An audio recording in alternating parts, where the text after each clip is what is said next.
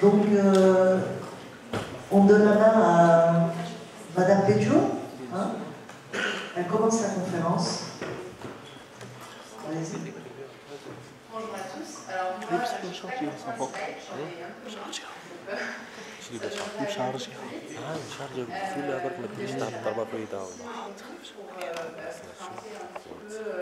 Les procédés de culture cellulaire. On a visité aussi l'école, donc c'est très intéressant de voir vos installations. Je pense qu'il y a des choses qu'on peut peut-être discuter pour mettre en place des collaborations. Donc, par exemple, moi je réalise ma recherche dans l'équipe de Christophe. On en parlera sur les bioréacteurs associés à l'impression 3D, etc. Mais avant ça, j'ai un parcours plutôt orienté procédé culture cellulaire. J'ai travaillé pendant 10 ans sur le développement de procédés de culture cellulaire pour la production de virus, de vaccins viraux, de vecteurs viraux. Et j'ai aussi travaillé, je vais vous présenter quelques données sur tous les outils analytiques qui sont associés à ce type de procédé. Donc c'est ça que je vais vous présenter aujourd'hui. Les résultats que je vais vous présenter sont une agrégation en fait, de différentes choses, différents laboratoires. J'ai essayé de faire un ensemble. Donc après, s'il y a d'autres sujets qui nous intéressent autour de ça, on peut aussi en discuter parce que je travaille sur d'autres types de procédés. Donc aujourd'hui, on va parler principalement des procédés, donc moi ce que j'appelle procédés de culture cellulaire. Et là, je considère uniquement les productions à partir de cellules animales.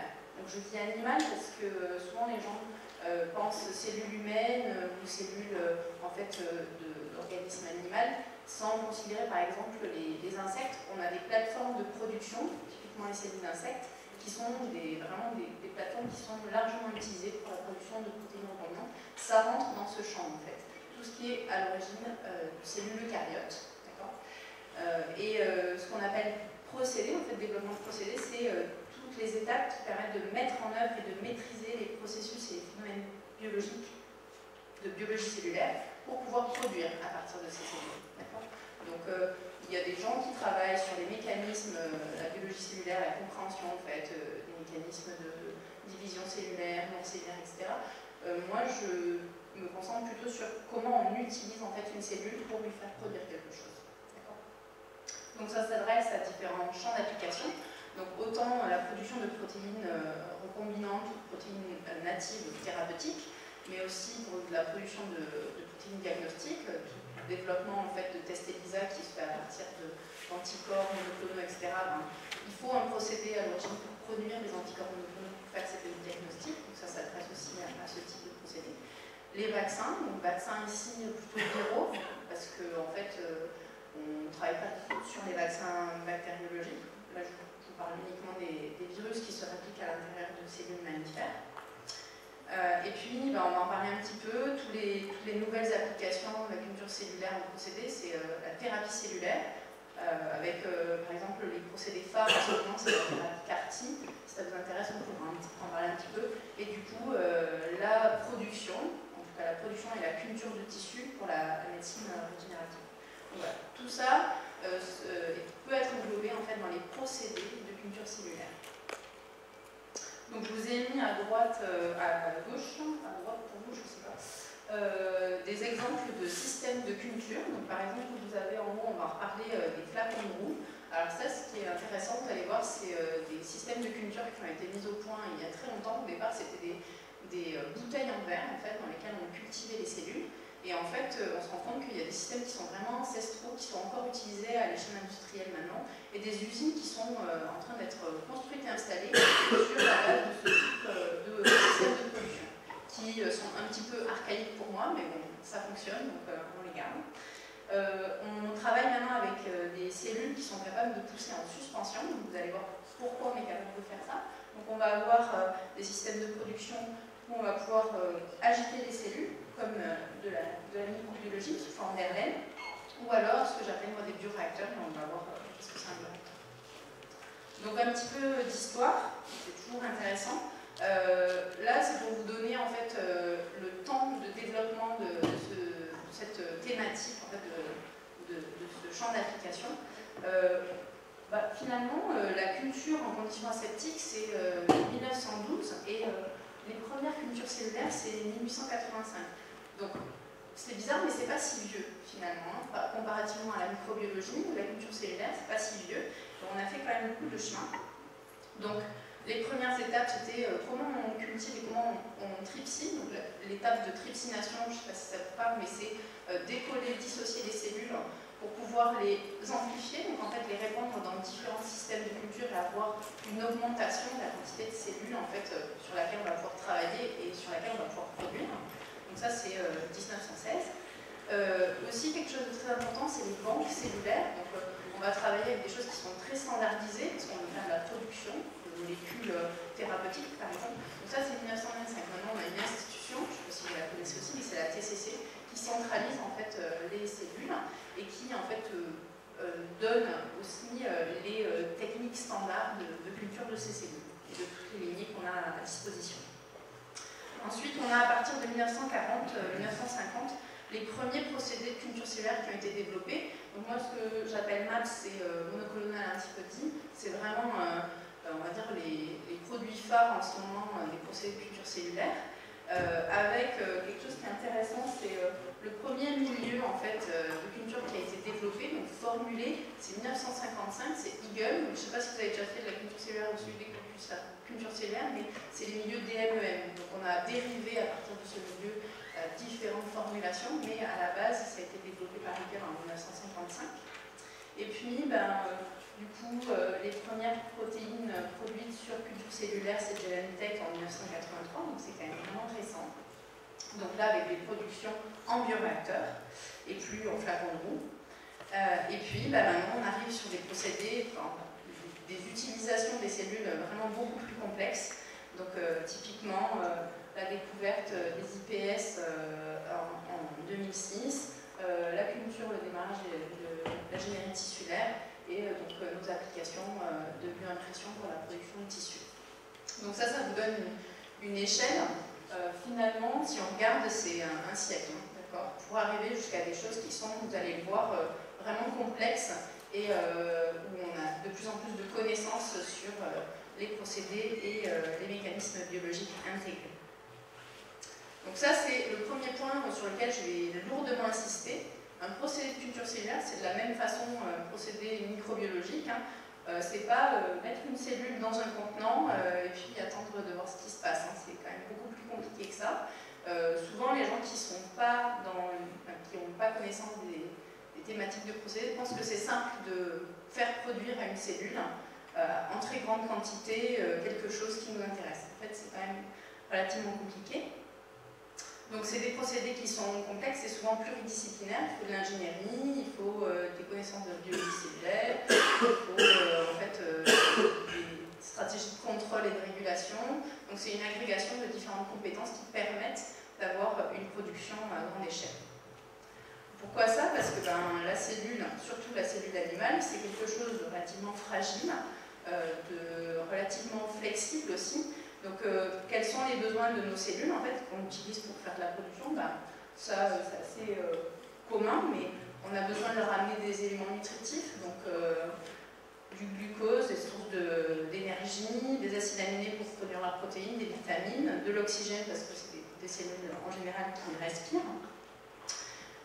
Issues de ça, elles vont avoir un métabolisme interne et elles vont générer des coproduits métaboliques. Alors c'est intéressant ou pas, parce qu'un coproduit métabolique, ça peut être un produit qu'on veut récupérer, mais c'est souvent un inhibiteur de la croissance et de la multiplication cellulaire. Donc, typiquement, l'acide lactique, qui est le produit de dégradation du glucose, est considéré pour tous les gens qui font du procédé de culture cellulaire comme un toxique. Donc on va essayer de maîtriser en fait la libération de ce toxique. Pourquoi? Parce que quand il est libéré, il va jouer sur le pH, il va acidifier le pH du milieu de culture. C'est pour ça que quand vous faites de la culture cellulaire, vous avez une coloration jaune qui apparaît au cours du temps. C'est la libération des acides, et notamment l'acide lactique. Et on sait que les cellules vont avoir une durée de vie on va dire, plus longue dans un pH optimal autour de 7. Au niveau des conditions environnementales aussi, bien sûr, la température de culture est importante. On considère 37 degrés, mais typiquement, les cellules d'insectes sont cultivées à 27 degrés. Donc, dépendamment de la lignée que vous utilisez, vous allez avoir des conditions optimales de culture. Vous pouvez créer des stress à la cellule pour lui faire surproduire en créant des stress sur la température ou sur le pH. Ça, c'est des choses qui ont été étudiées pour les développements de procédés. L'osmolarité, qui est aussi impactée par la sécrétion en fait, des coproduits. Et puis, il y a quelque chose qui est vraiment important, surtout dans le développement de procédés. Je ne vais pas beaucoup en parler aujourd'hui, parce que c'est un champ, c'est une thématique complexe, qui prendrait beaucoup de temps.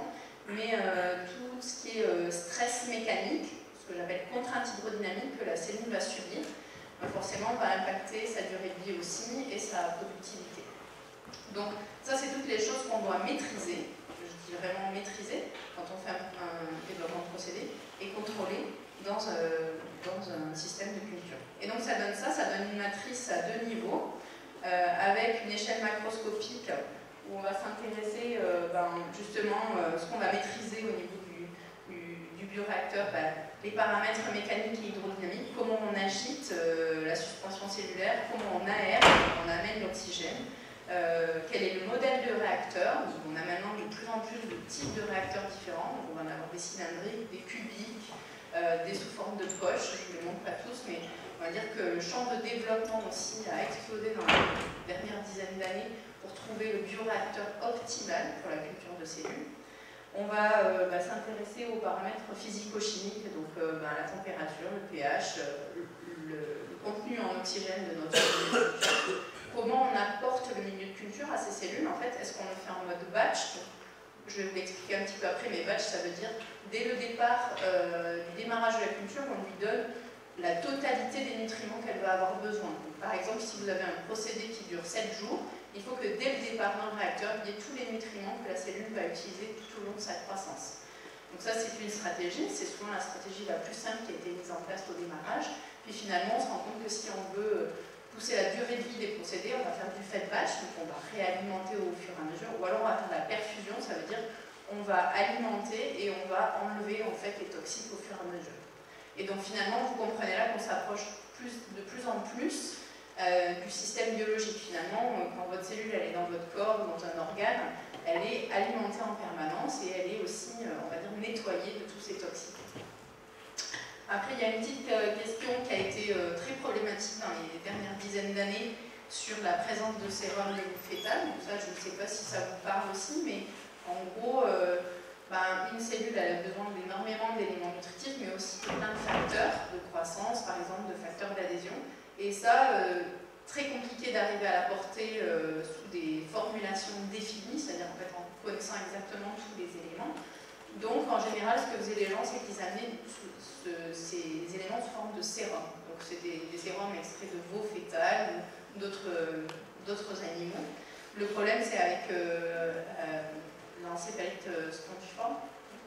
On avait le risque de transmettre en fait aux patients en bout de chaîne cette maladie, le prion, si on avait des procédés de culture avec du sérum, parce que c'est très compliqué en fait d'aller purifier nos produits du prion.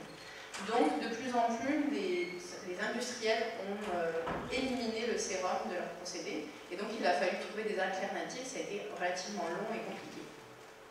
Donc ça, c'est sur la partie macroscopique. Du coup, ça a forcément un impact sur ce qui se passe à l'échelle microscopique. Donc la cellule, elle est là pour proliférer et puis produire. Donc on va avoir tout un tas de mécanismes biologiques qui vont être interdépendants. Et donc il faut qu'on arrive à maîtriser en fait ce qui se passe à l'échelle microscopique pour que la cellule puisse produire correctement. Donc on a des procédés qui sont de nouveau pluridisciplinaires et en plus multi-échelles. Donc l'autre élément sur lequel j'insiste aussi, c'est on focalise souvent sur l'échelle de production. On met notre cellule dans un réacteur. Donc maintenant, on arrive à des réacteurs. Typiquement, pour la production d'antimonoclonaux, on peut travailler jusqu'à 10 000 litres. Donc c'est énorme. C'est vraiment des choses. Alors à l'échelle microbiologique, c'est petit, parce qu'un réacteur de fermentation pour faire de la bière, c'est des mètres cubes, des dizaines de mètres cubes. Mais là, pour nous, c'est vraiment énorme, parce que ça veut dire qu'il faut qu'on arrive justement à maîtriser toutes les conditions optimales de culture dans un réacteur de 10 000 litres. C'est vraiment complexe. Et l'autre élément qui est complexe aussi, c'est qu'il faut toute la chaîne d'amplification, parce qu'on ne va pas prendre une cellule, la mettre dans un réacteur de 10 000 litres. Donc il va falloir maîtriser à chaque fois toutes les étapes, et ça dans différents systèmes de culture. Donc là, vous voyez, ça c'est un schéma de procédé standard, ça dure 3 à 4 semaines. Et donc on va régulé, donc pas dans un bioréacteur. Et puis on va passer dans différents types de cuves, à chaque fois différentes, qui vont avoir un impact différent sur la croissance cellulaire et la production, pour arriver jusqu'à l'échelle de production. Donc on est en train maintenant de développer des systèmes alternatifs, on en parlera tout à la fin, pour éviter, ce qui est vraiment problématique, c'est les phases où on ne maîtrise pas, donc c'est toute l'amplification cellulaire, où on ne contrôle pas les paramètres environnementaux, typiquement le pH, l'oxygénation, etc. Et puis le dernier élément qui est vraiment important pour développer un procédé, c'est que souvent les gens se focalisent sur ça, comment on produit, d'accord, c'est ce qu'on appelle USP, Upstream Process, mais en fait derrière ça va avoir aussi un impact sur la purification, DSP, Downstream Process, et donc ils sont vraiment interdépendants. Je vous le dirai aussi à la fin, en ce moment on est vraiment limité sur la partie purification quand on développe un procédé. Et puis la quantification de tous les nouveaux produits, il faut avoir des outils pour quantifier, pour caractériser. Si on fait du développement de procédés, de l'optimisation de procédés, il faut avoir les outils pour pouvoir comparer différentes conditions. Donc il faut qu'on ait les outils. Donc je vais traiter différents aspects, je vais me focaliser sur 3 cas. Principalement orienté grippe, parce que c'est le sujet que je connais le mieux, j'ai travaillé quand même plusieurs années sur la grippe. Mais je travaille sur d'autres types de procédés, donc si ça vous intéresse, on pourra en parler aussi après. Donc, dans un premier temps, je vais vous parler du développement de procédés pour les vaccins antigrippaux. Ensuite, un petit peu sur de l'analytique et du suivi en ligne des procédés, qui est vraiment à l'air du temps. Et puis, on va reparler rapidement aussi à la fin, next step, c'est la maturation de tissu et les procédés autour de la maturation de tissu. Quand on parle de développement de procédés de vaccins anti-grippe, il y a différents types de procédés qui sont en ce moment en train d'être développés pour répondre à la demande et pour, on va dire, surtout pallier aux défauts du procédé qui est actuellement disponible. Donc là, si on regarde au niveau culture cellulaire, qu'est-ce que ça rajoute? Donc, tout à l'heure, on était sur un procédé de production de culture cellulaire standard avec une prolifération cellulaire et une sécrétion de protéines. Ici, on va avoir une production virale. Qu'est-ce que fait le virus? Il rentre dans la cellule, il se réplique, il sort de la cellule et en même temps, il la fait mourir. Donc c'est une dynamique supplémentaire à intégrer dans le procédé. Et forcément, le procédé, tout ça, va aussi avoir un impact sur la production, le niveau de production du virus. Donc pour vous repositionner en fait le contexte du vaccin antigrippal, pour l'instant, les vaccins antigrippaux sont produits sur œufs embryonnés. Ça veut dire quoi? C'est des œufs de poules SPF, donc c'est des poules qui sont dans des conditions, on va dire, de vie aseptisées. Voilà. On travaille avec des œufs qui sont embryonnés, donc il y a les embryons de poules à l'intérieur, et on va venir infecter les embryons avec des injections de différentes souches de virus. Le virus va venir se répliquer à l'intérieur de l'embryon. Et ce qu'on récupère ensuite, c'est le liquide allantoïque. Donc c'est en fait le blanc d'œuf finalement, duquel on va purifier les nouveaux virions, les nouveaux virus. On va les fragmenter et puis on va formuler les doses vaccinales. Donc c'est le procédé qui est actuellement utilisé pour produire les 600 millions de doses qu'on produit annuellement. Alors pourquoi je dis annuellement? C'est que ce qui se passe, je pense que vous le savez aussi, mais en fait c'est un virus qui mute énormément. Donc à chaque année, en fait, on est obligé de réactualiser les souches qu'on utilise. Donc on a 4 souches maintenant dans la formulation vaccinale. On a 2 souches qui sont dites H1N1, je vous expliquerai après, H3N2 et une B. Et à chaque année, en fait, on a des nouvelles souches qui sont dans la formulation vaccinale. Ça veut dire qu'il faut essayer de trouver celle qui se réplique le mieux, parce qu'il va falloir les produire. Donc il y a l'OMS en fait qui passe par derrière et qui dit voilà, cette année vous allez produire telle et telle et telle souche. Il faut produire ce qu'on appelle des stocks viraux qu'on va distribuer aux industriels qui produisent le vaccin, donc c'est quelque chose qui est standardisé. On va avoir les premières phases de production et en même temps on a quelque chose qui est vraiment spécifique à la grippe, c'est qu'on produit à chaque année un nouveau kit pour quantifier et qualifier les doses vaccinales. C'est ce qu'on appelle la production des réactifs références. Et c'est la FDA qui valide en fait ce test de quantification. Et puis ensuite, on peut démarrer la production. c'est ce qui se passe après. Et vous voyez, en fait, au final, on a à peu près 10 mois qui se passent entre le moment où on identifie les souches et le moment où on est capable de sortir le premier vaccin. Donc c'est une logistique qui est très lourde. À chaque année, on a des ratés. Cette année, par exemple, ils se sont encore trompés sur le choix de la souche, puisqu'il faut le faire 10 mois en avant. Donc, des fois, il y a des souches qui mutent encore. Du coup, on n'est pas aligné avec la souche qui arrive au moment de l'infection, donc les gens ne sont pas protégés. Et puis, il y a eu les cas de pandémie grippale. Là, on a une pandémie qui arrive, il faut répondre dans les 4 mois. On ne peut pas se permettre d'avoir 10 mois de délai. Donc, on est vraiment limité avec ce type de procédé. C'est pour ça qu'on a besoin de nouveaux types de procédés. Et c'est pour ça qu'on a besoin de développer des procédés sur culture cellulaire qui sont plus rapides. Donc juste pour continuer un petit peu plus le contexte, la grippe, je vous l'ai dit, c'est un virus enveloppé. Et les deux antigènes principaux, c'est l'hémagglutinine et la neuraminidase, qui sont à l'extérieur de la particule virale. Le virus rentre dans la cellule, il s'attache sur la membrane, il rentre à l'intérieur du noyau, il répulse tous ses composants et il va par bourgeonnement ressortir de la cellule. Donc il y en a en général 1 à 2 qui rentrent dans une cellule et puis on va avoir un millier de particules, de nouvelles particules virales qui va sortir des cellules qui produisent.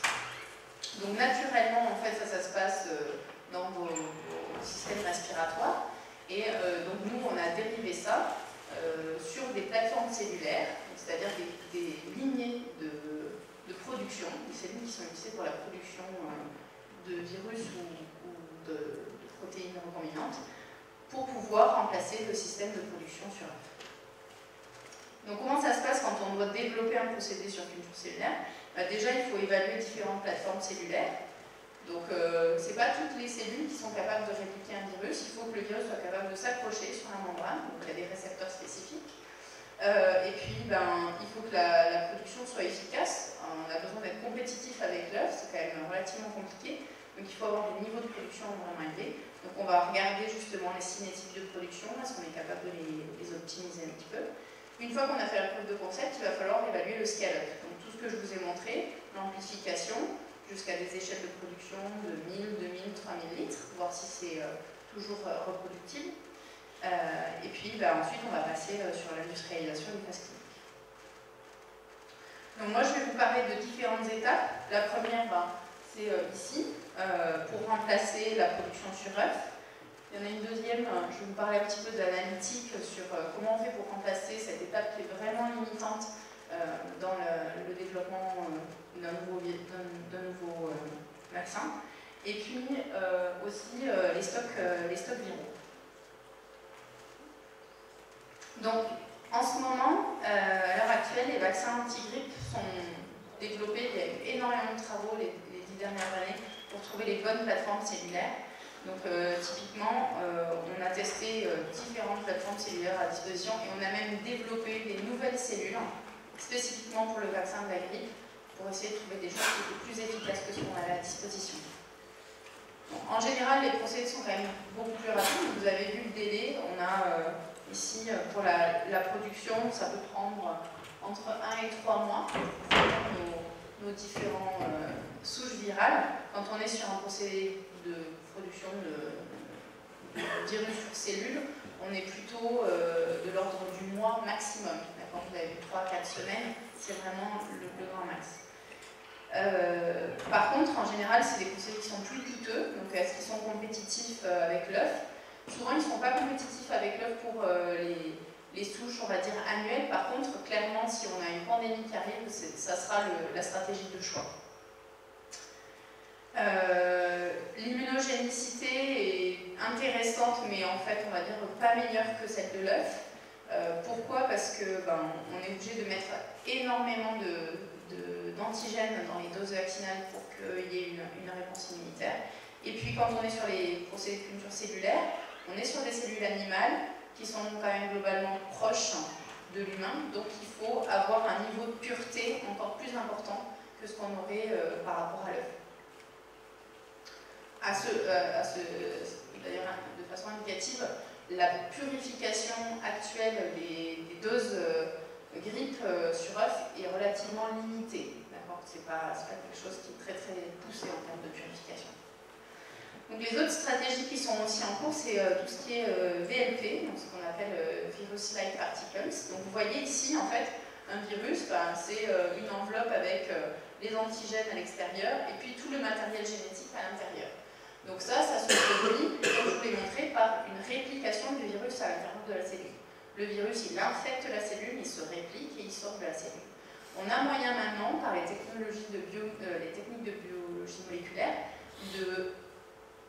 d'intégrer dans la cellule que les parties qui nous intéressent. Donc typiquement, on peut faire par transfection, rentrer uniquement le gène de l'hémagglutinine et de la neuraminidase et des protéines de structure pour faire une particule incomplète, ce qu'on appelle VLP.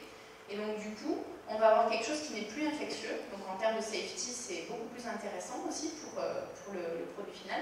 On peut garder des choses qui sont structurées, c'est-à-dire que ici, à la fin, on va le fragmenter, on va en faire des petits bouts pour être sûr qu'il n'y aura pas d'infection chez le patient.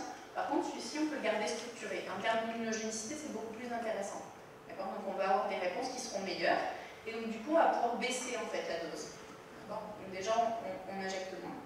Par contre, c'est des procédés qui sont relativement nouveaux, donc beaucoup de développement à faire. La transfection à grande échelle, ça reste un gros challenge. Et toujours pareil, on a besoin de purification sur ce type de procédé.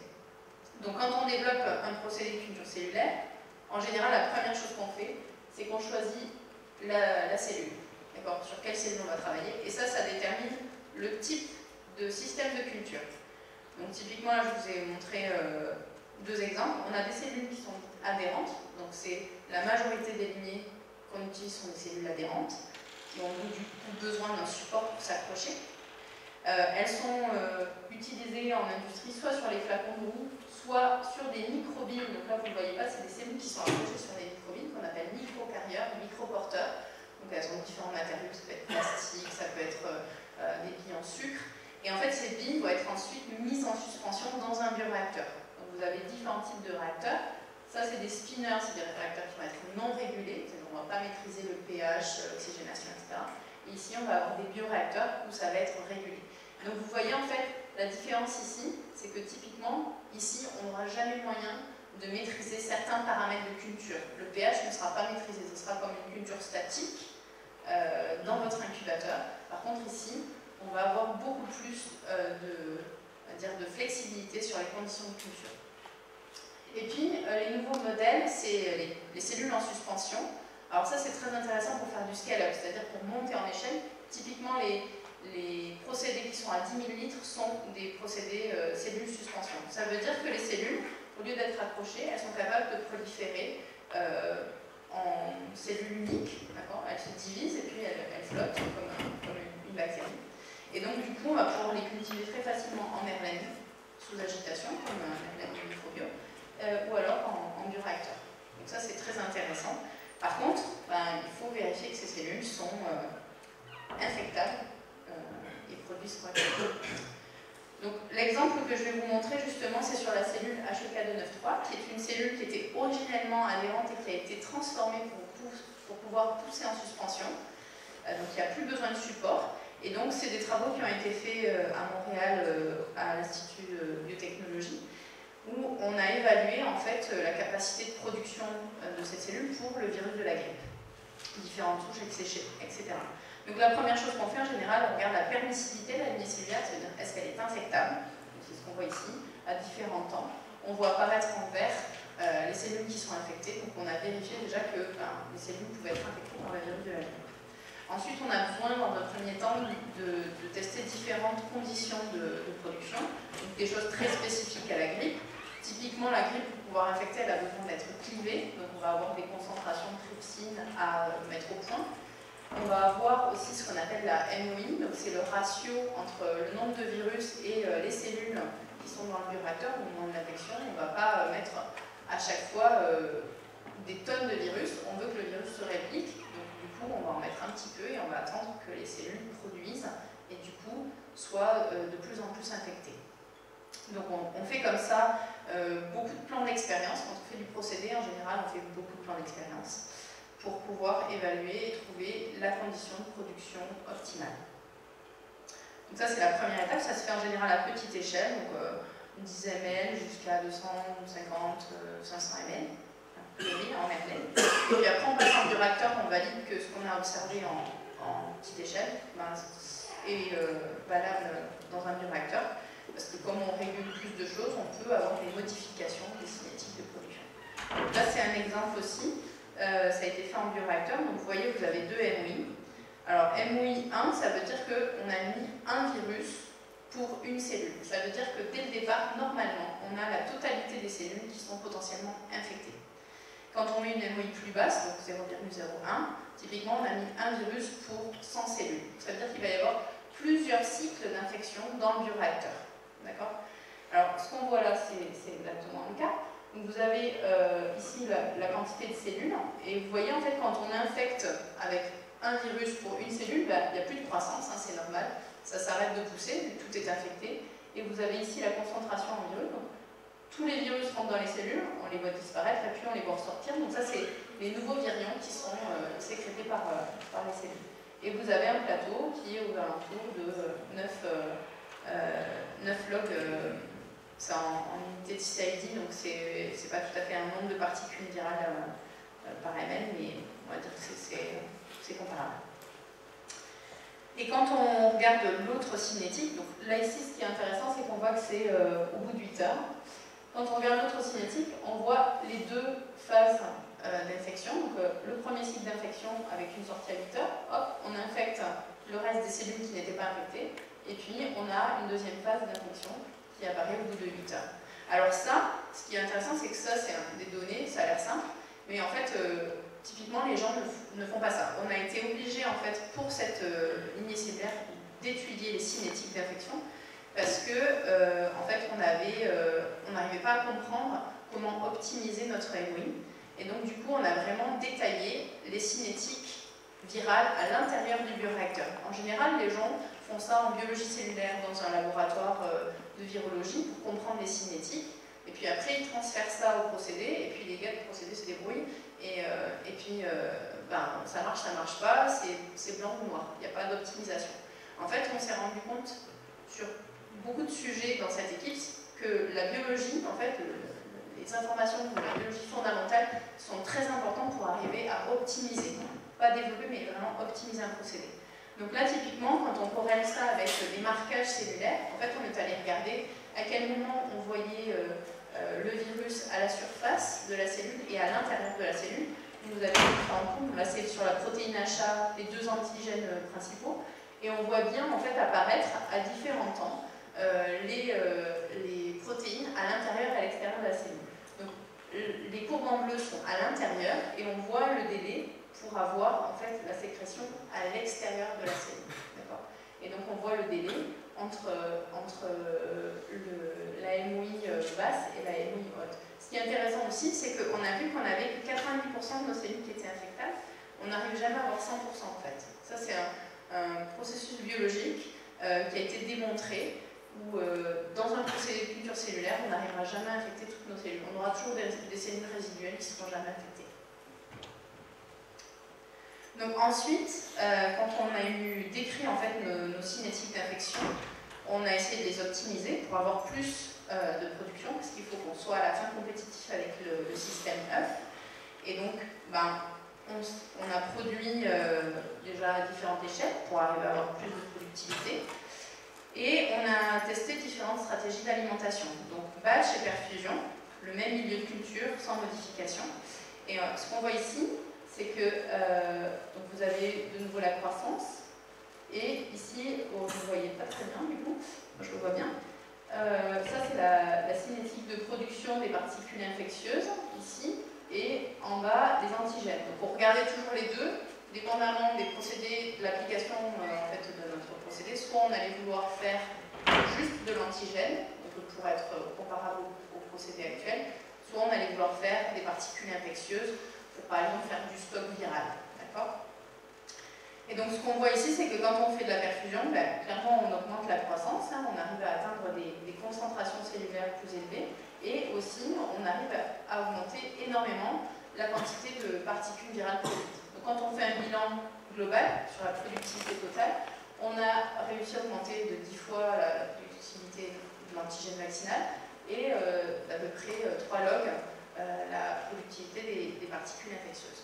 Par contre, l'autre information qui était intéressante pour nous, en termes de développement de procédés, c'est qu'on a identifié ici ce qu'on appelle maintenant cell density effect. Alors, j'ai pas de traduction en français, je ne sais pas comment il n'y a pas de mot pour le traduire, mais c'est quelque chose qui a été ensuite décrit sur plusieurs lignées cellulaires et sur plusieurs virus. Donc, je vais expliciter ça.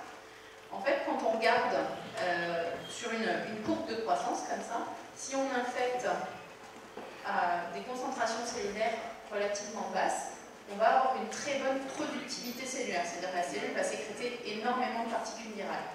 Plus on va avancer dans la phase de croissance, et moins la productivité va être intéressante, même si on n'est pas au plateau, d'accord, même si on est encore dans une phase de croissance exponentielle, etc. Donc ça, c'est ce qu'on appelle le cell density effect. On va avoir une limite à chaque fois pour tous les procédés multicellulaires où au-delà de laquelle on perd complètement la productivité de la cellule. On n'arrivait pas à comprendre. Donc c'est ce qu'on voit ici. Vous avez la densité cellulaire, vous avez le titrage, donc la quantité d'antigènes, et vous voyez qu'au fur et à mesure on augmente, et puis ensuite on a un plateau. Quand on passe au-dessus de 4 millions de cellules par ml, on a une production qui est identique, ça veut dire que les cellules ont produit moins. Et si on continue, on a vraiment une chute de la productivité. Et ça a été identifié pour différents virus, donc des adénovirus, influenza, l'antivirus qui est un des modèles pour produire maintenant le vaccin HIV et la production de protéines recombinantes aussi. C'est un vecteur viral. Et puis des vecteurs rétroviraux qui étaient des modèles qu'on utilisait à l'époque pour des stratégies politiques. Donc, en ayant vu ça et en l'ayant relié en fait à une stratégie d'alimentation, finalement quand on perfuse, on n'a plus ce problème parce qu'ici on infecte à 5-6 millions de cellules et on conserve en fait la productivité cellulaire. Donc ça voulait dire que très clairement c'était le métabolisme cellulaire qui avait un impact sur la productivité. Donc, en faisant une étude métabolique complète, on va dire, on est parti sur les stratégies standards d'études métaboliques, regarder s'il y avait des éléments qui étaient limitants, c'est-à-dire complètement consommés dans le milieu de culture. Ensuite, on a regardé si on avait des toxiques qu'on connaissait couramment, le lactate, les ions ammonium, etc. On n'arrivait pas à identifier d'éléments marquants qui fassent qu'on perde complètement la productivité après 4 millions de cellules par ml. Donc on est allé vers de la métabolomique, et c'est là où je veux en venir, c'est-à-dire que pour développer un procédé, si on veut vraiment le pousser au maximum de ses performances, des fois il faut vraiment aller dans la biologie avancée, d'accord? Donc là on a fait de la métabolomie, on a fait des analyses RMN de tout ce qui était sécrété par les cellules et de toutes les métabolites intracellulaires pour arriver à identifier qu'est-ce qui se passait. Et on a identifié en fait déjà dans un premier temps de nouveaux inhibiteurs métaboliques qui sont des produits de dégradation des acides aminés.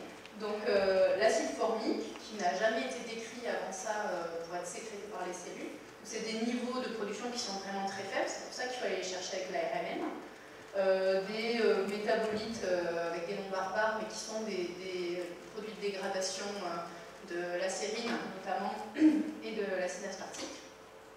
Et on a identifié justement des métabolismes particuliers dans les phases d'infection. En fait, là, vous avez en bleu les cinétiques. Alors, c'est un peu compliqué à expliquer, mais en gros, l'évolution sur un métabolite au cours du temps dans un système non infecté et dans un système infecté. Donc, le plus simple, je crois, c'est de vous montrer l'aspartate, je pense. Vous ne voyez pas très bien parce que vous n'avez pas de gradient. Mais en gros, ici on est sur du bleu, ici on est sur du noir. En fait, on a des consommations, des productions qui sont plus importantes en phase d'infection qu'en phase de culture sans infection. Donc c'est vraiment des métabolites qui sont fortement consommés quand on est dans une phase d'infection. Et du coup, forcément, on a des dégradations et qui du coup ont un impact sur la productivité virale. Alors, malheureusement, c'est des travaux qui ont été faits au NRC à Montréal. Il y a eu des restructurations des laboratoires, etc. Le projet n'a pas été poursuivi. Normalement, derrière, qu'est-ce qui se passe dans ce type de projet? Je vous le dis parce que ça a été fait sur d'autres lignées cellulaires, sur d'autres productions virales, etc. En général, derrière, on optimise nos milieux de culture, donc on joue sur la composition des lignes de culture. Par exemple, on va amener plus de sérines, ou alors on va faire un feeding à différents temps du procédé pour pouvoir alimenter en sérine ou en acide aspartique au cours du procédé. Donc on peut réajuster comme ça le métabolisme cellulaire pour avoir une durée de vie plus longue et moins d'effets néfastes sur la production virale. Ce qui est très intéressant, c'est que ça a été fait il y a des dizaines d'années, et en fait en ce moment ils sont en train de démontrer pour les cultures CHO qui montent à 150 millions de cellules par ml, exactement les mêmes inhibiteurs métaboliques pour la production de protéines recombinantes. Donc finalement, on se rend compte que les cellules, quand on les met dans des conditions de culture, elles ont toutes un petit peu le même mécanisme, la même réaction. Donc voilà, donc ça c'était pour la partie procédé, en fait les différentes étapes et jusqu'à où on peut aller dans la compréhension finalement de la biologie pour pouvoir avoir un impact sur la productivité. Maintenant, si on s'intéresse sur le procédé influenza, je voulais vous montrer ça aussi, parce que souvent les gens pensent procéder avec des mécanismes biologiques standards, mais on peut utiliser aussi tous les outils qu'on a à l'heure actuelle en biologie cellulaire pour pouvoir faire de la production. Donc pour faire les stocks viraux, comment ça se passe pour le procédé œuf? En fait, ils identifient les souches vaccinales circulantes. Ils séquencent les gènes de la HA et de la LA, donc les deux antigènes majoritaires, et en fait ils les intègrent dans des plasmides pour pouvoir faire ce qu'on appelle de la réserve génétique. La réserve génétique, c'est qu'en fait on va avoir tous nos gènes de la grippe sur des plasmides séparés, et on va en fait faire une transfection sur nos cellules pour avoir la construction en fait d'une particule complète. D'accord? Donc ça, c'est fait à l'heure actuelle sur des cultures adhérentes à petite échelle dans des flasques de culture T75. Et en fait, on a besoin de beaucoup de temps pour pouvoir générer ces stocks, parce qu'il va y avoir ensuite une étape de production obligatoire. On fait un premier lot, et ensuite on infecte les œufs, et du coup on produit les stocks viraux sur œufs. D'accord ? Là, l'idée, c'était d'accélérer ça, surtout dans le cas d'une pandémie, il faut aller très vite. Donc, c'est de faire directement la production en bioréacteur. Donc, c'est ce qui a été développé ici. On a fait la réserve génétique avec une transfection à grande échelle. Donc, on a aussi des éléments à optimiser pour faire de la transfection à grande échelle, les transfectants, les ratios ADN cellules, ADN transfectants, c'est relativement complexe aussi. Mais en tout cas, on a arrivé à transfecter les mêmes cellules. Là, c'est un modèle pour la transfection, donc c'était facile. Et on avait prouvé que le virus se répliquait ensuite sur la cellule HEK293. Donc on était une étape avant. Donc on fait la transfection à HEK293.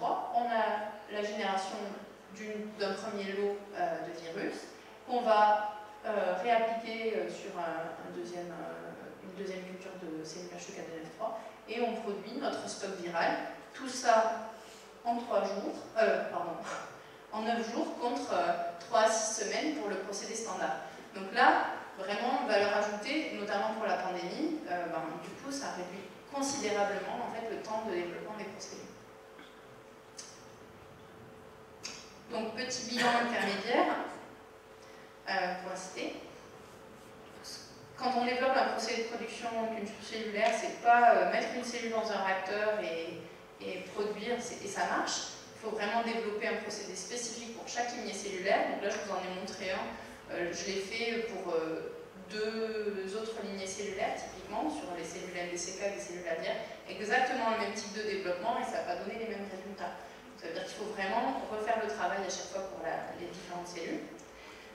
C'est important de toujours considérer que la biologie a un impact sur le procédé. Donc, connaître son système, ça va être une valeur ajoutée. Et intégrer la notion multi-échelle, donc l'élément biologique, la réplication, le cycle viral, jusque la régulation du pH, etc. Donc ça, c'est important. Et puis, toute la phase d'optimisation et de scale-up, on va souvent avoir des allers-retours entre le labo petite échelle et l'échelle de production pour pouvoir avoir à la fin quelque chose de fonctionnel, opérationnel et surtout de reproductible. Voilà. J'ai combien de temps en fait? Il est midi 4.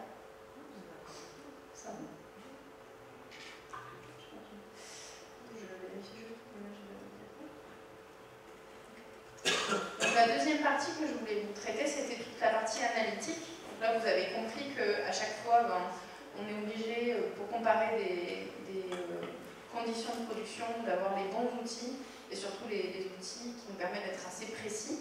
Alors, c'est encore plus compliqué dans le développement de procédés pour les virus, parce que les outils qu'on a, vous allez le voir, sont vraiment peu précis. Donc on va parler analytique et aussi suivi en ligne, qui est une des tendances actuelles. Donc, dans le cas du procédé GRIP, c'est encore plus important parce que justement, c'est une étape limitante du développement des procédés à chaque année. Tant qu'on n'a pas les lots de réactifs références qui sont sortis et validés par la FDA, on ne peut pas lancer les étapes de production. Donc c'est vraiment critique. Et dans ce cas-là, en fait, notre besoin, c'était vraiment d'avoir des méthodes de quantification qui soient universelles, typiquement qui soient applicables sur toutes les souches de GRIP, ce qui n'est pas le cas à l'heure actuelle, qui soient précises et rapides pour pouvoir faire ce que j'appelle du in-process. Alors, in-process, ça veut dire quoi? Pour l'instant, ce qui existe comme type d'outil analytique, souvent, c'est on a un procédé où on a une réplication virale, ou une production d'anticorps, de protéines. On va faire des prélèvements, donc c'est destructif déjà. On va sortir de la zone de production et on va l'envoyer dans un laboratoire analytique qui va faire des analyses dites offline, c'est-à-dire qu'on va avoir vraiment un délai entre le prélèvement et le résultat. Donc là, j'ai mis 2 heures parce que c'est l'échelle qui m'intéresse moi pour les procédés de culture cellulaire. Les procédés de culture cellulaire, c'est, on va dire, 7 à 10 jours. Si vous voulez avoir une action sur votre procédé, un outil analytique qui vous donne une réponse en moins de 2 heures, ça vous permet d'avoir une action sur le procédé. Si vous avez quelque chose qui vous répond le lendemain, c'est trop tard. Donc ça, c'est ce qu'on appelle offline. Alors après, on a tout un tas d'outils qu'on appelle at-line, qui est vraiment dans le laboratoire de production. Donc là, on va avoir des doseurs, des analyseurs de métabolites, des compteurs de cellules ou des analyseurs de gaz, par exemple, qui nous permettent d'avoir des réponses en moins de 2 heures, qui nous permettent d'avoir une action sur le procédé. Par contre, c'est de la même façon, c'est destructif, on a un prélèvement, c'est destructif, donc l'opérateur va ensuite pouvoir agir sur le procédé, mais c'est l'opérateur qui le fait, d'accord, qui a la décision. Et puis on a tout un tas d'outils maintenant qui est en train de se développer, ou qui existaient déjà, mais qui étaient utilisés, on va dire, pas dans un concept de contrôle ou de régulation, c'est ce qu'on appelle les outils inline ou online. Alors moi je fais la distinction, je sais qu'il y a des gens qui mélangent les deux. Inline, ça va être une sonde qui est implantée directement dans le bioréacteur. C'est non destructif, ça n'a pas d'impact sur la culture cellulaire et sur le produit. Ça va vous donner des mesures qui peuvent être de l'ordre de la seconde, de la milliseconde. Et là, ce qui est intéressant, c'est qu'on peut coupler ça avec le système qui régule le procédé. Donc typiquement, la sonde d'oxygène, la sonde pH, elle envoie en permanence des informations au contrôleur, et le contrôleur, lui, est capable de réajuster en ouvrant une pompe de base, en injectant du CO2 pour pouvoir avoir un pH qui est toujours optimal autour de 7. Online, c'est le même principe, sauf que vous allez avoir une boucle en fait, de prélèvement non destructive. Alors il y a des gens qui disent qu'on peut avoir quelque chose qui sort du bioréacteur, mais en général, si vous voulez avoir du débit, il vaut mieux que ça soit non destructif. Et donc c'est des résultats qui peuvent être un petit peu plus longs en général, donc ce que j'appelle online. Et en fait, tout ce qui se retrouve ici, c'est in-process. Ça veut dire quoi? Ça veut dire que vous avez une information en temps réel, quasiment en temps réel, sur ce qui se passe dans votre procédé. Vous êtes capable de réajuster l'évolution de votre procédé s'il y a un défaut. Alors pourquoi je dis ça? Je l'ai mis à côté, la FDA et le Quality by Design. Il y a une dizaine d'années, la FDA a sorti une directive qui s'appelle QPD-PAT pour inciter les producteurs à mieux contrôler la qualité et mieux connaître leur procédé de fabrication. Pourquoi? Parce qu'ils se sont rendus compte qu'il y avait énormément de lots de production qui étaient jetés parce qu'il y avait des défauts en fait, de maîtrise des paramètres des procédés. Donc ils ont incité, alors c'est une directive, c'est pas une obligation encore, ils ont incité en fait les producteurs à mettre de plus en plus d'analytique in-process et in-line dans leur procédé de fabrication pour avoir une meilleure maîtrise des procédés et surtout mieux les connaître pour savoir qu'est-ce qui est critique et qu'est-ce qui n'est pas critique. Alors pour vous expliquer, typiquement en ce moment, on développe un procédé, on dit que ce procédé doit être opéré entre 6 6,5 et 7,5 unités pH. Dès que ça passe au-dessus de 7,5, c'est-à-dire 7,6, le lot est jeté. C'est ce qui a été enregistré au niveau de la FDA. Donc on ne peut pas se permettre de conserver un produit qui dépasse la limite. En fait, l'objectif de la FDA avec cette idée de quality by design et d'analyse en ligne, c'est de mieux connaître ce qui est critique ou pas, de mieux connaître notre procédé pour dire, en fait, finalement, on peut aller jusqu'à 7,8. Effectivement, c'est moins efficace, on a produit moins si on est à 7,6, mais par contre, en termes de qualité, on est bon.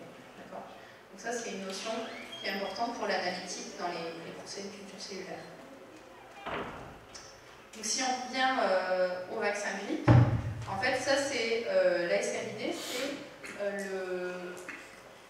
l'analytique de référence pour libérer les lots de vaccins. C'est-à-dire qu'en bout de chaîne, quand vous avez fabriqué votre formule et fabriqué vos lots, vous allez avoir un échantillonnage, on va quantifier la quantité d'antigènes achats par cette technique, et puis on va pouvoir commercialiser le lot de vaccin. Alors le problème de cette technique, c'est que c'est très long, vous l'avez vu, ça prend quelques mois à mettre en place, parce que il faut récupérer les souches, les produire, les injecter chez le mouton pour fabriquer les anticorps qui vont réagir avec les souches, purifier les souches et ensuite avoir nos réactifs de référence, donc du coup les anticorps et le réactif de référence pour quantifier tous les lots qui vont ensuite sortir des différents manufacturiers. C'est pour ça que ça prend à peu près 4 mois. C'est très coûteux, le niveau de détection est relativement peu intéressant, et puis surtout, on ne peut pas appliquer ça pour les nouveaux procédés, typiquement les VLP ou les particules virales totales. Donc, ce qu'on est en train de développer au laboratoire, c'est un outil analytique e-process qui est basé sur la SPR. Donc ici, vous avez en fait une surface où on va venir greffer des ligands qui sont spécifiques du virus, qui sont chargés en acide sialique, donc ça peut être polymérisé ou simple. On peut aussi tester d'autres types de ligands, donc typiquement des anticorps. Alors nous, on a voulu ça franchir de l'anticorps parce que vous avez vu, il faut l'anticorps spécifique pour chaque souche, donc c'est pas forcément intéressant. Vous pouvez venir greffer des protéines, et en fait, vous allez ensuite avoir une interaction entre votre molécule d'intérêt, donc le virus ou l'hémagglutinine, et à chaque fois qu'il va y avoir une interaction, la mesure, alors je ne vous détaille pas, je pense que si vous avez des questions, vous allez poser la question à Christophe. Mais vous allez avoir des modifications de l'incidence, alors je ne vais pas le dire en fait. Bon bref, à chaque fois qu'on va avoir un accrochage de la particule virale, en fait on va avoir une modification de l'intensité de la réponse. Et donc du coup on va avoir en fait une détection de la quantité de particules qui s'est accrochée sur la surface. Donc on peut accrocher, décrocher en faisant des lavages. Alors, ça nous a permis en fait de mettre au point deux stratégies. Soit quantifier l'antigène, donc on va avoir en fait sur une protéine qui est fortement glycosylée, qui est la fétuine. On va pouvoir venir accrocher en fait des fragments de virus via l'interaction avec l'hémagglutinine, mais on peut aussi détecter en fait des particules virales et potentiellement des VLP. Donc ça veut dire que c'est une technique qui est universelle, parce que ça s'applique à différents virus, donc ça veut dire que différentes souches vaccinales vont pouvoir interagir sur la même surface, et puis ça s'applique aussi à différents types de produits et à différents niveaux de pureté. Donc ça c'est très intéressant parce que ça nous a permis en fait d'être vraiment compétitif avec les techniques de quantification actuelles et de faire un outil qui est in-process. L'idée derrière, c'est de pouvoir le connecter en ligne et de pouvoir avoir une information directement en ligne sur le bioréacteur.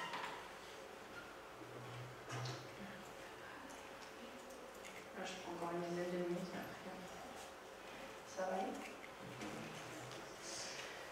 Donc ensuite, si on parle d'analytique en ligne, une autre chose qui est intéressante pour nos procédés, c'est de savoir combien on a de cellules dans notre bioréacteur, combien on a de cellules qui produisent et dans quel état elles sont en fait. On l'a vu tout à l'heure, en fait, l'état cellulaire est très important. Et donc pour ça, on a des nouveaux outils qui ont été développés aussi il y a 5 à 10 ans, qui sont basés sur la polarisation électrique de structures sphériques. Donc on va avoir des sondes, elles sont là, avec des petites électrodes qui créent un champ électrique dans la suspension cellulaire. Ce qui se passe localement, c'est ça. Vous avez vos deux électrodes. Elles vont polariser, dépolariser en fait les structures cellulaires. Donc on va avoir un mouvement des charges à l'intérieur de la cellule. Et ça, c'est spécifique des cellules qui sont intègres. C'est-à-dire qu'il y a une membrane où il ne peut pas y avoir de passage, en fait, de diffusion des ions à l'extérieur de la cellule. Typiquement, une cellule qui est morte ne va pas être polarisée. Tout ce qui est débris ne sera pas polarisé.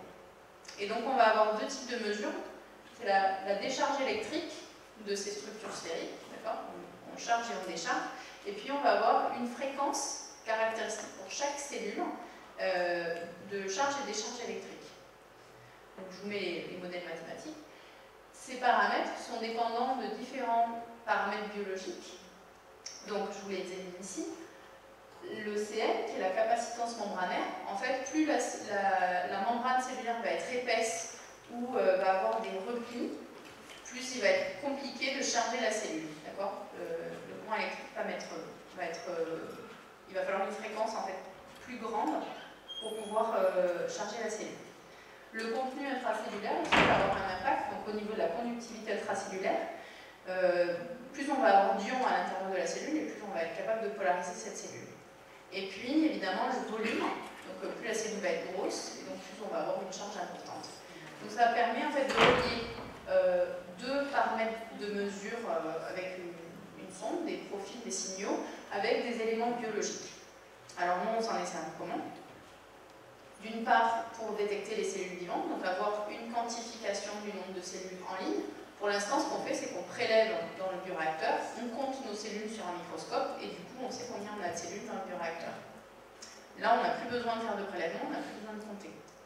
Et l'autre chose, c'est que ça va nous donner des indications aussi sur l'état cellulaire, notamment après infection, parce que, je vous l'ai dit tout à l'heure, un virus, il va venir interagir avec la membrane cellulaire, il va s'accrocher, il va rentrer, il va se répliquer, donc il va produire en fait des éléments à l'intérieur de la cellule, donc il va modifier le contenu cellulaire. Il va aussi avoir un impact sur la taille cellulaire. Il y a certains virus qui s'accumulent à l'intérieur des cellules. Et donc du coup, on va avoir une modification de la taille cellulaire. Donc potentiellement, à différents moments de la phase de production, on va avoir des changements de ces paramètres. Pourquoi ça s'éteint?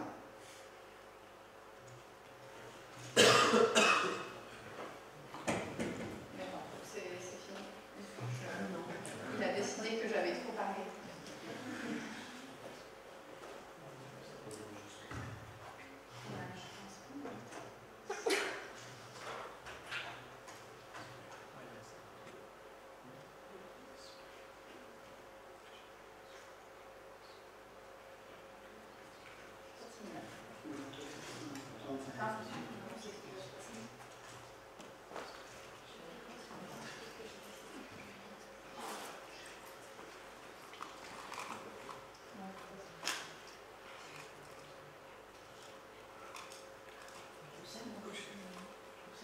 Oui.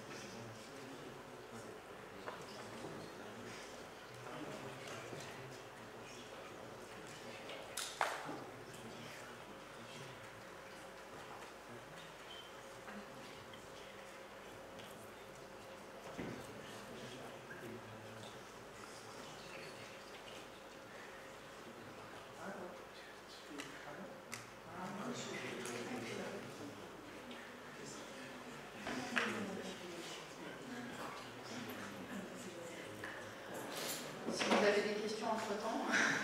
Je commence avec les questions. Ah, bah non, ça marche. Non, je ne fais pas de questions. Ok. Bon. C'est bon, ça va, vous tenez le coup à votre empreinte. Là, je vais vous présenter simplement un exemple qui a été fait sur plusieurs lignées cellulaires. C'est une technique qui est relativement répandue, puis c'est implémenté aussi à l'échelle industrielle, c'est ça qui est intéressant. Donc, ça se retrouve aussi sur les bioréacteurs de production. Donc, typiquement, vous avez ici, un profil de production virus grippe, toujours pareil, avec la biomasse. Donc, nous, on regarde en biovolume parce que c'est toujours plus intéressant. Vous avez une croissance, un moment où vous infectez, et puis la chute de la croissance. Avec ici la production virale, la base de production virale avec le titre la concentration en virus. Hop, et les cellules diagonales. Donc, quand on regarde les signaux, en fait, ici vous avez la permittivité, et ici vous avez la fréquence caractéristique. En fait, ce qui a été intéressant, c'est qu'on s'est rendu compte qu'on avait des signaux qui étaient vraiment marqués par l'infection virale. Donc typiquement, la phase d'infection, on la voit très bien, en fait, ça fait un pic au niveau de la permittivité, quelque chose qu'on ne retrouve pas du tout sur un procédé qui n'est pas infecté. On a une vague au niveau du FC et une vague inverse lorsqu'on a la sortie du virus. Donc on a clairement un impact en fait, du virus sur les paramètres diélectriques de la cellule. Et puis, on avait cette très forte augmentation en fait, du FC qui avait été déjà décrite sur d'autres lignées cellulaires au moment de la mort cellulaire. Donc ça nous permet de faire quoi? Ça nous permet en fait d'identifier des phases de production. Alors là, c'est un concept un peu particulier en procédé. On est souvent très intéressant à avoir des signatures en fait, de nos procédés. Pourquoi? Parce qu'un opérateur, en fait, quand il est dans l'unité de production, il a besoin de savoir si son procédé il se comporte correctement, s'il est identique à chaque run. Donc du coup, quand on a comme ça des sondes qui nous permettent en fait, d'avoir des signaux qui nous permettent de faire des signatures, c'est toujours très intéressant. Donc là, on a très bien les trois phases, la validation de la mise en route de la production, la phase à contrôler, en fait, où on va faire des prélèvements pour aller quantifier nos particules minérales, et puis la phase où on a la mort cellulaire, où il va falloir récolter pour éviter d'avoir trop de débris cellulaires et pour pouvoir envoyer en purification. L'autre chose qui est intéressante aussi, c'est que ça va permettre d'avoir de l'automatisation. C'est-à-dire que typiquement, pour l'instant, ce qui est fait, c'est que les procédés, on sait qu'à 24 heures, 48 heures, peut-être 72 heures, on va récolter. Mais c'est une notion qui est, on va dire, timée avec, on va dire, les opérateurs, d'accord? Si on peut automatiser en fait le lancement de la récolte, on pourrait très bien piloter en fait le démarrage de la récolte sur ce type de sonde. Donc c'est les stratégies qui sont en train d'être mises en route. Tout ça, toujours pareil, je reviens sur l'histoire de la FDA et du Quality by Design pour mieux maîtriser nos procédés, mieux les connaître et avoir une meilleure reproductibilité à terme. Donc juste pour info, je vais passer très vite sur cette slide, mais ça a été testé sur 5 procédés de production de virus, des virus enveloppés ou non enveloppés, 2 lignées cellulaires, et à chaque fois on a des marqueurs qui nous permettent d'identifier les différentes phases de production. Et en plus, on a été capable derrière de valider au niveau biologique, parce que c'est toujours intéressant de savoir si biologiquement, vraiment, ce qu'on identifie au niveau des signaux, c'est réel. Donc on a, par exemple, quantifié l'augmentation de l'épaisseur de la membrane cellulaire qui était corrélée avec l'augmentation de la capacitance membranaire qu'on calculait par ailleurs à partir des signaux. C'est le genre de choses qu'on peut faire pour l'analytique, soit développer des outils analytiques in-process pour faciliter et accélérer le développement des procédés, ou alors aller mettre des sondes directement dans les bioréacteurs pour avoir une meilleure maîtrise des procédés et à la fin avoir un peu plus d'automatisation. Dernier point, et on est bientôt fini. Du coup, pour revenir, ça va être très rapide parce que Christophe l'a déjà présenté. Les procédés, du coup, là, c'est des procédés vraiment très amont.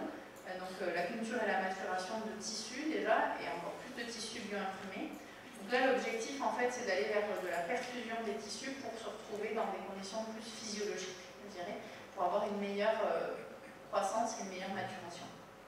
Donc ici, si on regarde par rapport à mon schéma initial, on va regarder les mêmes paramètres, en fait, d'accord. Ça sera beaucoup plus petite échelle, parce qu'on ne travaille pas avec des réacteurs de 10 millilitres, ça sera plutôt patient spécifique, donc avec des échelles de travail beaucoup plus réduites. Mais on a les mêmes problématiques, on veut maîtriser le métabolisme, l'état cellulaire, la prolifération, et en plus de ça, contrôler la maturation du tissu avec notre procédé. Donc le blueprinting, je vais passer vite, vous l'avez vu, on a des cellules en culture en 2D, on les formule en fait dans une encre gélatine agitante fine-minogène, on les imprime avec une structure qui nous va bien, et puis ensuite on les polymérise. Et derrière, qu'est-ce qu'on fait? On les met en culture dans un incubateur où finalement on maîtrise à peu près la température, le milieu de culture, c'est-à-dire en fait le nombre de fois où on va changer le milieu de culture dans l'incubateur, et puis c'est tout. Donc là, l'idée, c'est d'avoir un peu plus de contrôle et de regarder si des paramètres en fait, de procédé, donc typiquement le pH, l'oxygène, la température régulée, c'est-à-dire vraiment on maîtrise très précisément nos paramètres, vont avoir un impact sur la croissance et la maturation des tissus. Alors pour ça, pour l'instant, on a essayé de travailler sur 2 types de modèles. Le modèle peau, donc Christophe l'a bien présenté, et là en fait on va développer des bioréacteurs dédiés à chaque fois. Donc c'est typiquement une espèce de mâchoire, vous l'avez là, où on va venir enchasser la dalle de derme en fait. Donc là on travaille que sur le derme à l'intérieur de la mâchoire. Vous avez des petits picots, donc Christophe en a parlé tout à l'heure. On va essayer en fait en créant une contrainte de permettre aux cellules de sécréter de l'élastine et donc d'avoir une meilleure maturation en fait, sur l'élasticité du tissu. Ça, c'est le premier modèle. Et le deuxième, en fait, c'est un tissu conjonctif vascularisé, donc fait à partir de fibroblastes et de cellules endothéliales vasculaires. Donc là, on travaille sur un modèle plus gros. Ici, sur les échelles, on est par 3 par 3 cm par 0,4. Ici, on est 2 par 2 sur 2,7 cm, donc c'est quand même un bon cube. Et on a de nouveau un bioréacteur dédié pour pouvoir cultiver ce système. Et donc ce qu'on va regarder derrière, c'est de la même façon qu'on développe un procédé de culture cellulaire pour la production, là on va essayer de décrire la croissance. Donc typiquement ce qu'on a fait rapidement, c'est essayer de voir comment les cellules prolifèrent dans un tissu. Donc à chaque fois c'est destructif, on va prendre un petit peu de cellules dans l'échantillon, on va détruire, on va essayer de compter les cellules dans cet élément de tissu, et on va essayer de le corréler avec le métabolisme pour pouvoir avoir des outils justement de suivi de la croissance qui soient indirects. Donc ça c'est un des essais. Puis on va aller caractériser au niveau de la sécrétion de la matrice extracellulaire ou au niveau de l'apparition d'un réseau de vascularisation.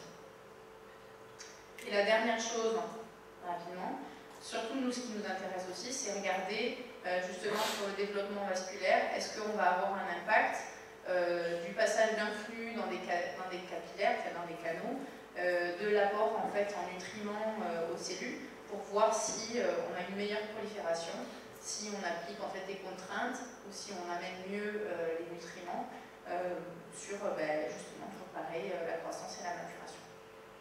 Donc je vais aller vite parce que là je pense que 12h30, c'est l'heure. Donc en conclusion, on a maintenant, au bout de, on va dire, un siècle de développement, atteint un niveau où les procédés USP, donc phase de production, sont matures. Pour information, on a à peu près 60% de la production de protéines recombinantes anticorps qui est faite sur cellules CHO, qui sont des cellules en suspension, cultivées à 10 millilitres, c'est énorme.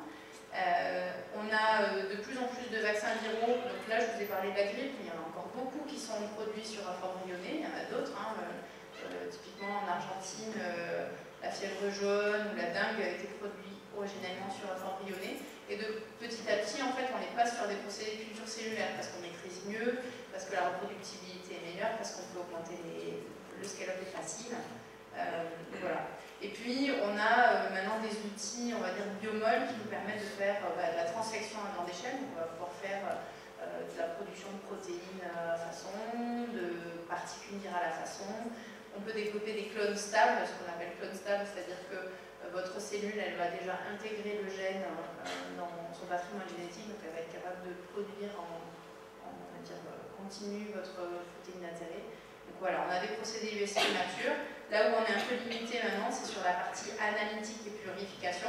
Pour information, dans certains procédés, typiquement les procédés de 10 000 litres, j'ai appris récemment que comme leur procédé de purification n'était pas mature et donc du coup assez évolué, ils étaient obligés à chaque fois, à chaque run de production, de jeter 50% de la production. C'est-à-dire qu'ils produisent 10 000 litres, mais en fait, ils en purifient 5 000. Voilà. Bon, c'est un tas de fait. Et d'autre part, en fait, de la même façon, on a besoin d'avoir des outils qui nous permettent de maîtriser la qualité de ces procédés, parce que c'est quand même des procédés jeunes, finalement, donc avoir de plus en plus de connaissances sur nos procédés. Le futur, c'est quoi? C'est des banques cellulaires et des procédés à très haute densité cellulaire. Souvent, les gens travaillent entre 1 et 10 millions de cellules par ml. Maintenant, on arrive à produire à 150 millions de cellules par ml, c'est aussi énorme. Mettre au point des procédés pour des cellules qui sont plus complexes, donc typiquement les cellules souches, les IPS. Il y a des gens qui travaillent sur comment on fait pour produire en fait ces cellules, pour pouvoir ensuite les séparer et les implanter chez le patient. Et puis tout ce qui est thérapie oncolytique, donc il y a un énorme champ d'application des vecteurs viraux. Et la particularité de thérapie CAR-T, c'est un procédé patient spécifique, c'est-à-dire qu'on va venir prendre des cellules chez le patient, on va les amplifier, on va les infecter et on va les réinjecter chez le patient. Donc on n'est plus sur les mêmes échelles de travail, on est sur des échelles de travail qui vont être de l'ordre du 500 ml litre. Il va falloir jouer avec la variabilité du patient, les résultats ne seront pas toujours les mêmes. Donc voilà, il y a quand même encore plein de challenges pour les procédés de culture cellulaire. On a encore à chaque année des nouvelles cibles vaccinales, donc il y a encore du travail pour des dizaines et des dizaines d'années. Et puis, nous, on part de zéro là, donc il y a du travail. Voilà. Oups, j'avais oublié que j'en avais encore deux autres. Bon, ça on en a déjà parlé. On a des outils. On a de plus en plus d'outils. Les manufacturiers nous fournissent à des coûts exorbitants à chaque fois. Chaque nouvel outil est très très cher. Mais malgré tout, on miniaturise, on automatise, on a des outils d'analytique qui nous permettent d'aller faire des choses qu'on ne pouvait pas faire avant. Et voilà. Et je remercie tous les gens avec qui j'ai travaillé sur les différents procédés pour agréger en fait toutes ces différentes informations. Donc, à Montréal, au centre, donc là plutôt en laboratoire vraiment orienté virologie sur la grippe et l'ICBMS, toute la partie bioréacteur impression 3D. Est-ce que vous avez quand même des questions, même si vous avez faim?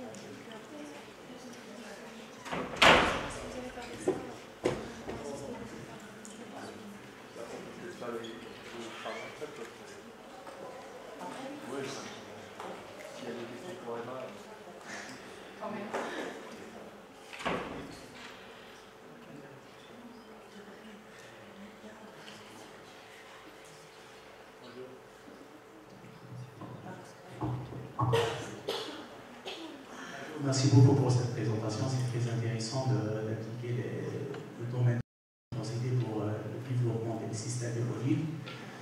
Je vois ça, bien pour moi c'est très intéressant, mais en fait, j'ai 3 questions. Donc, la première question, c'est ce qui n'est pas montré dans cette présentation, c'est les méthodes d'optimisation pour avoir les conditions optimales. Donc, deuxième question, c'est aussi en parlant de l'escalade ou bien de l'extrapolation de l'échelle laboratoire à l'échelle industrielle. Donc, aussi c'est une question très importante, donc la méthode d'extrapolation. En parlant de downstream processing, c'est-à-dire les méthodes de vérification. Donc, j'aimerais bien avoir une idée sur les opérations unitaires utilisées pour la séparation et la vérification de ce genre de cellules. D'accord. Alors, effectivement, les 2 premiers points ne sont pas traités du tout.